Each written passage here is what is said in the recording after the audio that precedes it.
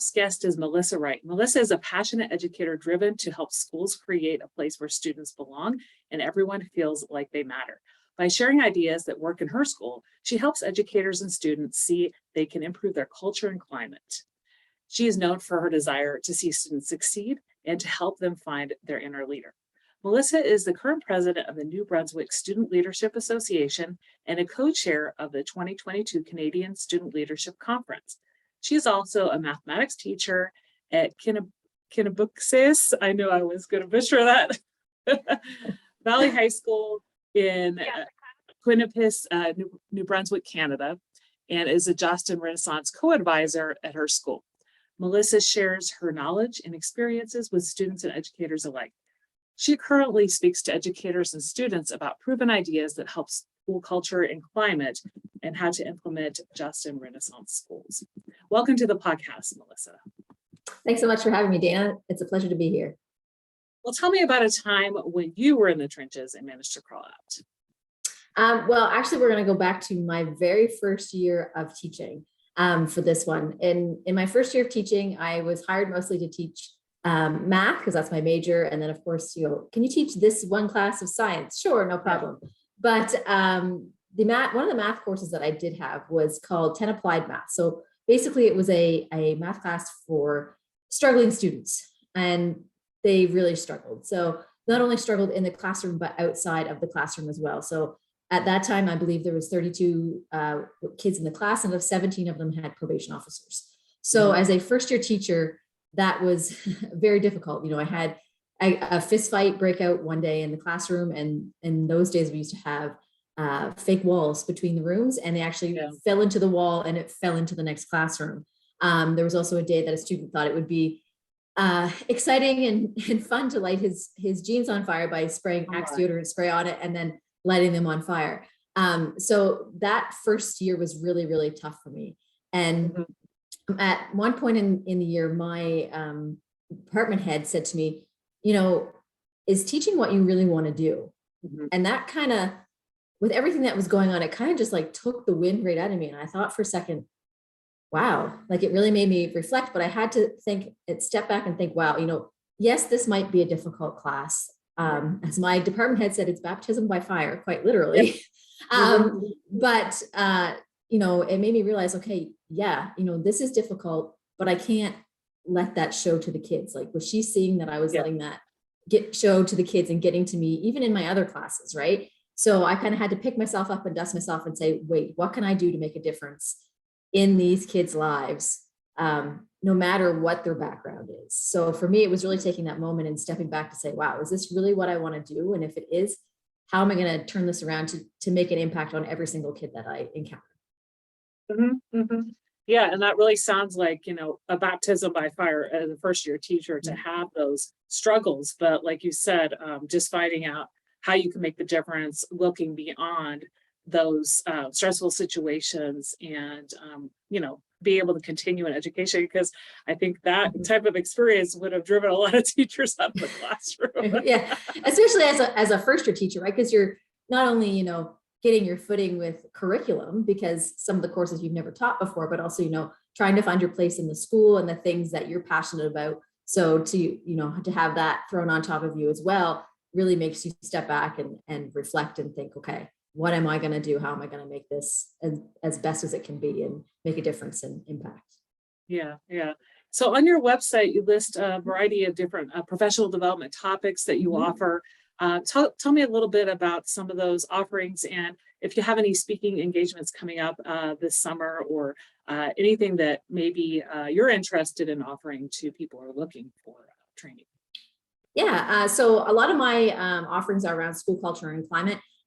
So I talk a lot about in my sessions about ways to recognize both students and staffalty. And if anybody's not familiar with the term staffalty, that's both staff and faculty together. That's a Jostens Renaissance term. So a lot of proven ideas that have worked in my school, and different stories that we've had come out of that with kids, success through the different recognitions and how that has kind of helped them get through their education. As well as speaking a little bit about team building. So, because student leadership, as you had mentioned, is something that I'm very passionate about and work with kids in the New Brunswick Student Leadership Association. So how you can, not only build those connections within your school, to help improve your school culture and climate, because you usually have a team of kids that are helping you do that. And if your team as students isn't functioning well together, then that's going to make, improving your school culture and climate more difficult. So it's important for them to be gelling and working together as a team as well. Now, this summer, I am actually going to hopefully be speaking at the Jostens Renaissance Global Conference in Orlando, Florida.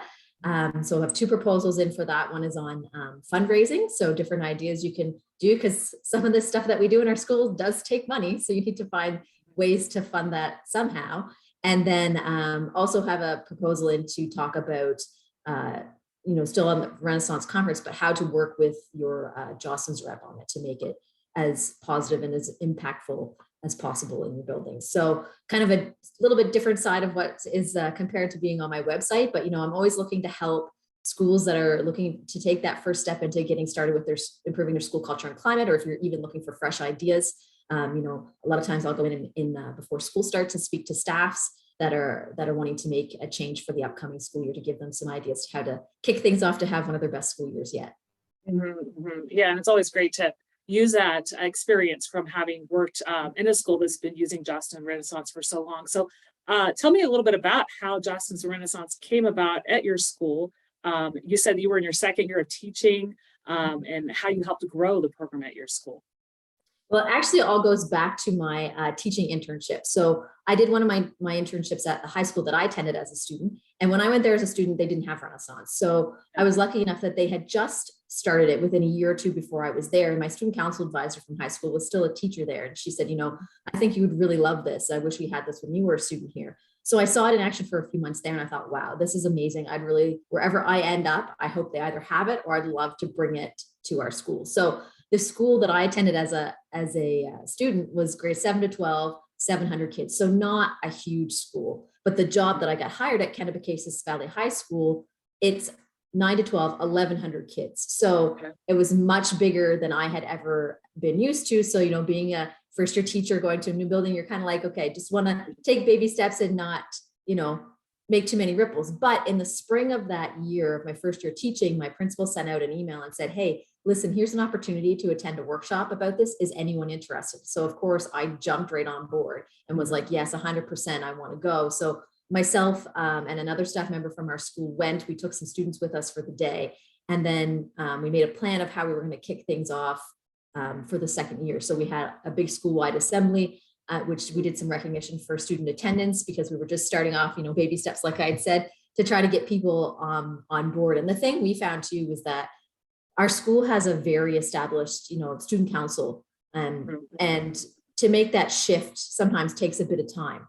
So for us, we knew it was going to take a few years before it got established. So we picked 3 things that we wanted to improve. When we started out, we were working on tardies, instilling kindness in our students, and doing a little bit more recognition for those kids that perhaps might not always get recognized. So those were the 3 things we focused on. And that took about 3 years, like I said, to get established. And then after that, I find that it just kind of grows. You'll think, oh, the kids will come to you with an idea and be like, hey, can we do something to recognize this? Or here, I heard an idea from this school. Can we try this? So it just kind of grows organically. But then we've also found that it starts to spill over into other aspects of your building. So like, we've been doing these things for a while, and then, like our principal sees them and they're like, oh, well, how about we do this at a staff meeting, right? So it spills into all different aspects of your building in a positive way, in which, that's what we need in our buildings. We need more positivity, especially after these last couple of years. And for people who are looking to get Jostens Renaissance program started at their school, because you mentioned some of these things like tardies and recognizing students and kindness. And I think no matter where we are post-pandemic, before the pandemic, and, every year there's going to be those types of needs. So how would a school, you said it takes about 3 years to implement, but kind of what are the steps to maybe bringing that into a school? Right. Well, it doesn't take 3 years to implement. We felt it just took that amount of time to get it established in our building, because where we had such an established student council. But, I have friends that when they started, they jumped in like full force with both feet, right? So to get it started, basically, it's just you have to have a desire to want to start. And some people are always like, well, where do I start? No, it's as simple as you just start. So, Yeah. everybody knows, like, talk to your administration. That's really the first thing to make sure you have their support, because having their support is going to help you get the support of the rest of your building, right? So if you have their support, then they're going to make it a priority to your staff, right? To say, hey, this is something we're starting, anybody that wants to get involved. So you have them on your side. And not only for that, for funding, because I know when we started, we didn't have any money. Okay. So our principal was very kind to help us to get some of those incentives and things that we wanted for our building. But as well, not only getting your admin on your side, like in our schools here in New Brunswick, we have something called our parent school support committee. So it's basically a group of parents that, work with our principal on different things for our school. So we also informed that group of what we were trying to do to help bring the community into it as well. And then they supported us financially to get our rewards cards. And they've done some different supports over the year that way. So trying to bring all those stakeholders together. But then the next most important thing is to form a student team, because what we think is cool, the students don't necessarily think is cool, right? So they have some of the best ideas when it comes to what incentives the kids will like, or cool ideas that you can try for your school, because they have a pulse on what the kids are feeling and saying and thinking. So, but then, you're there to mentor them and guide them along, but it's important that you let them lead, right? That's what I do. Like, I kind of, we say, okay, how are you going to run this event, or what do we need? And then you let them take the reins and run with it. So it's also a learning opportunity for them, and they get the chance to feel like, I'm making an impact. I'm helping, helping our school and our students and our faculty feel like they're part of something. And then after that, after you have your teams in place, just pick 2 or 3 things that you want to work on. Like I said, we had chosen Tardy's kindness and recognizing students that might not normally get recognized, and coming up with ideas for those. And I will tell you, if you're like, well, where do I find my ideas? There are so many great ideas out there. Jostens Renaissance on their website has a spot. It's called the Idea Exchange. Basically, it's like Pinterest for Renaissance.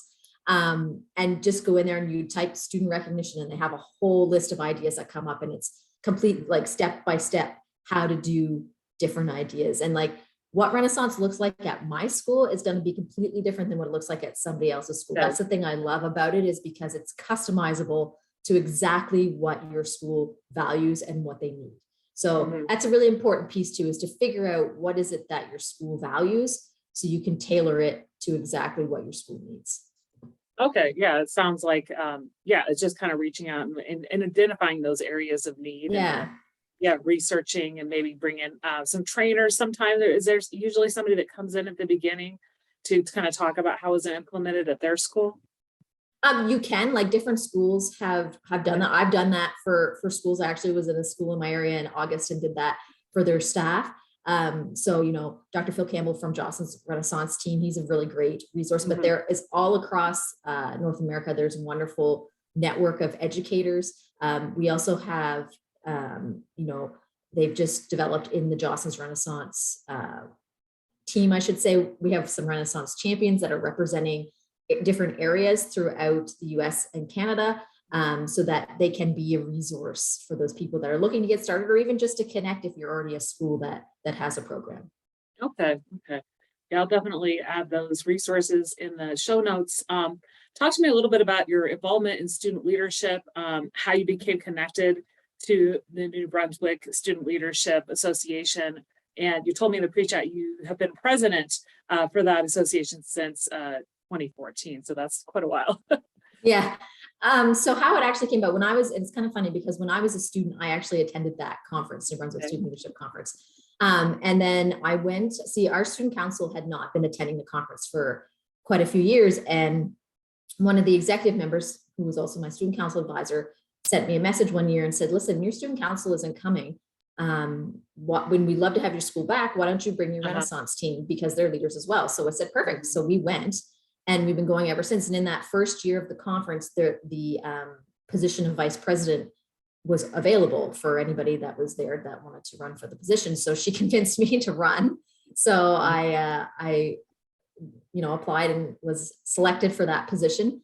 And then I was vice president for, I believe, 3 years, and then was elected to the president position after that since 2014, but my term is supposed to be up, but we just have to wait till we can have our next in-person conference before they can select the next one, because there's in our constitution you're only allowed to serve 2 terms as president, and a term is 3 years. So the pandemic has just extended that a little bit. Is there a conference in the works then, or? Yes, we've done virtual the last 2 years, but we have in the works and in the plans to have an in-person conference this fall. So it's a wonderful, it's 2.5 days. The kids from all over the province come together, and we have a keynote speaker, and just to learn about leadership and how to make their schools better, and to be better, better human beings, and better, in society. So it's a great time. And we also have a provincial student council. So I'm lucky enough to get to connect with them as well throughout the school year on the initiatives that they're working on, and certainly have got to encounter and work with some amazing kids, not only in my school, but through the New Brunswick Student Leadership Association over the years. Yeah, and so you're paying it forward. Like you said, you were involved as a student yourself, and having that experience, and now, working with students, it's really come full circle for you. I wanted to talk a little bit about your book. So you're publishing a book pretty soon through Road to Awesome Publishing. I have one in the works as well. So you said the title is The Bond at the End of the Hall.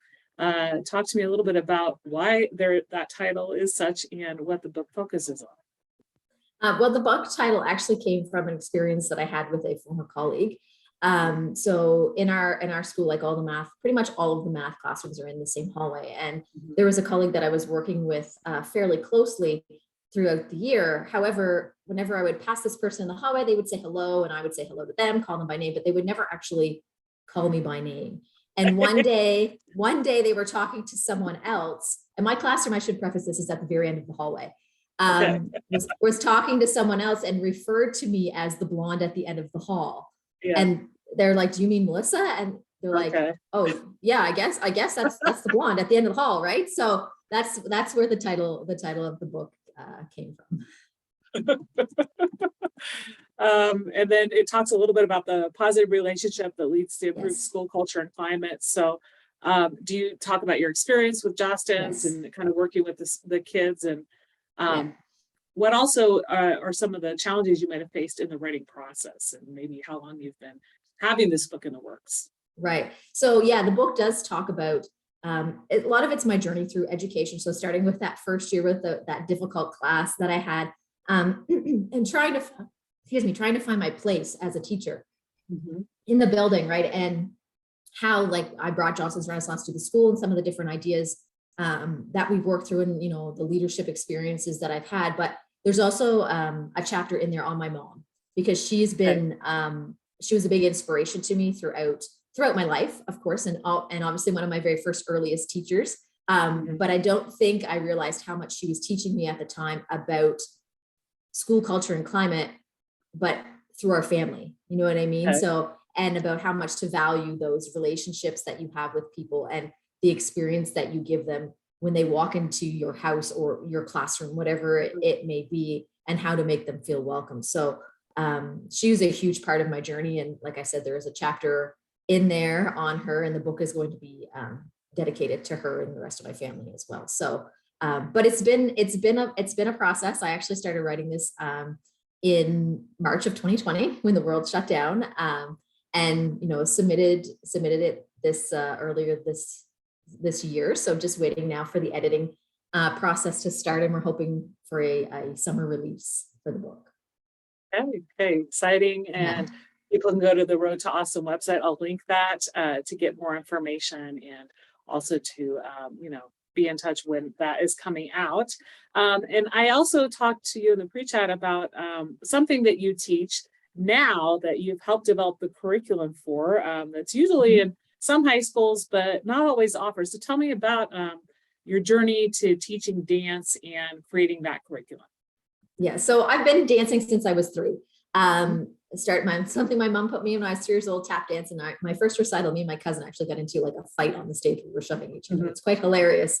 But I always loved dance, and I've taught dance in the community since I was a teenager, basically. The only time I kind of really wasn't able to do that was through university, just because I was away. But even when I came back, I was doing that as well. And when I started teaching here in Quispamsis, I started taking ballet classes because my dance school never offered ballet. Okay. And the director knew that I had a strong foundation in tap, and they wanted to add that to their school. So she asked me to start teaching for them, and I've been teaching for them ever since. But then I was at we have what's called council day. So like all the high school teachers in New Brunswick and all the middle school and all the elementary school come together one day a year to take workshops. And there was a lady there that was hosting a workshop about how she had started a course called Dance 11. However, she did not have any dance training. Okay. So she was doing it basically from, I think, more of from what I understand, a musical theater side of things, because she had a theater background. But I thought, what a great opportunity for myself with so much experience in all these different styles of dance to be able to create a curriculum for our students. So what I did was, because not every province in Canada has a Dance 11 curriculum, but I found that Nova Scotia has a dance curriculum, and so does British Columbia. So I took their curriculums and took different elements of that, as well as just from my own dance experience, and developed curriculum outcomes. And you have to, go through the whole process of developing them, how you're going to assess them, different resources that you're going to need.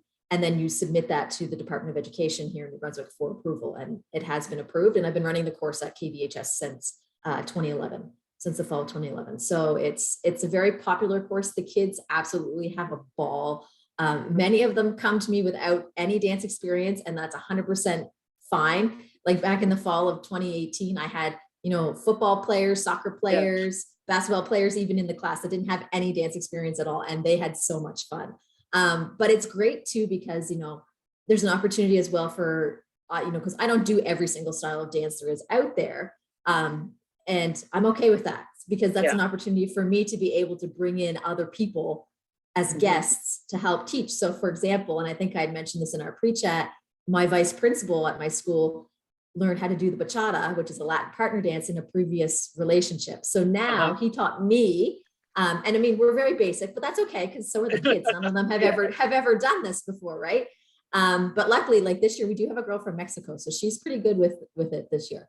But so he came in and taught me, and now we teach the kids, and it's one of their favorite styles. Like back in 2018, those kids, I had them in the fall, they contacted me in the spring, and they wanted to do it at prom. Now this year's group, because there's not as many grade 12s in the class, they've decided to do a flash mob in the cafeteria of their bachata dance the last week of school. So, and that was all them. That's not me. That was their idea. And I said, great, I'll film it, and that'll be a part of your exam. And they're all excited about it. So it's a different, it's a different way for them to showcase their dance, and, and still get credit for it, as well as, it's great for our student body, because they can see it and say, wow, this is a class that we actually have at our school. Cool. I want to take that. Right. Because it means more coming from the other kids than me just talking about it. So when they see other kids doing it and having fun, and, really, we all need that movement and exercise in our day. I think, elementary, they do it right with recess and that sort of thing. They get outside and get those kids moving around. And sometimes as high school, it's a lot of sitting, because there is a lot of curriculum that they do need to go on, and that's 100% important. I also teach math, so I get that we have to have curriculum, but I also think too, kids need that break at times in their day. And even if it's just one class a semester, to have something physical activity to do to break up their day, that's great for them. I'm lucky it's period 1 this semester, so we get to start our day with a little bit of dance every morning. It's really fun.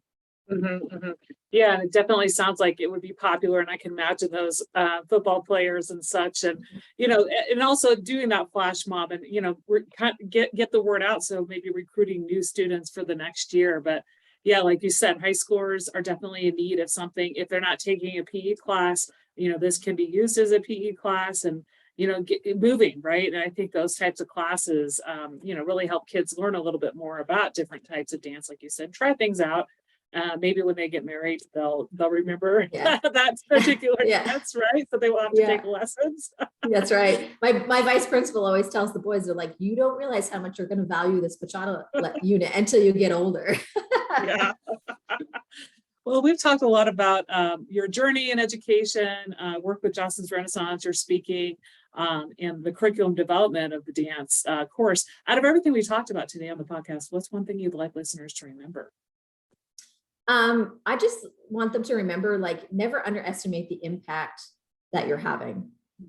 Because I know sometimes as educators, we never know what that particular moment's going to be that makes all the difference for a kid, or what the kid remembers that we said.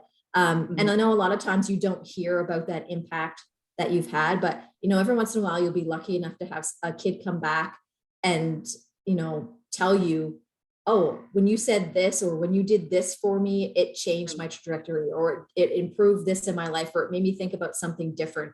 So never underestimate that you're making a difference, because you are, each and every single day.